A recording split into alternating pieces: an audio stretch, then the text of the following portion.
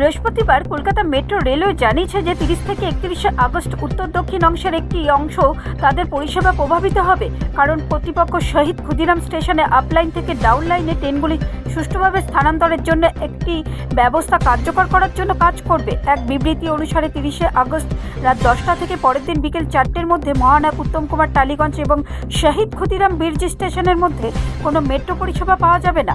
এক মাস আগে কবি সুভাষ নিউ গড়িয়া স্টেশনে পিলারে ফাটল দেখা দেওয়ার পর থেকে মেট্রো কর্তৃপক্ষ দক্ষিণেশ্বর থেকে কবি সুভাষের পরবর্তী স্টেশন শহীদ ক্ষুদিরাম বীরজি পর্যন্ত ট্রেন পরিচালনা করছে। দক্ষিণেশ্বর থেকে আসা ট্রেনগুলিকে শহীদ ক্ষুদিরামে নামিয়ে দেওয়ার পর আপ থেকে ডাউন লাইনে পরিবর্তনের জন্য কবি সুভাষে নিয়ে যেতে হয়েছিল। এর ফলে ট্রেনের স্তূপ তৈরি হয়েছে এবং ব্লু লাইনে 10 মিনিট থেকে 40 মিনিট পর্যন্ত পরিষেবা বিলম্বিত হচ্ছে।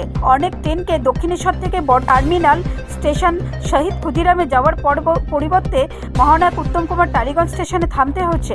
এর ফলে কর্তৃপক্ষ ব্যবস্থা উন্নত করার জন্য শহীদ ক্ষুদিরামে এক টার্ন আউট সিস্টেমের প্রক্রিয়া গ্রহণ করেছে, মেট্রোর একজন মুখপাত্র জানিয়েছে। ব্যুরো রিপোর্ট, রাষ্ট্রীয় প্রসার বাংলা।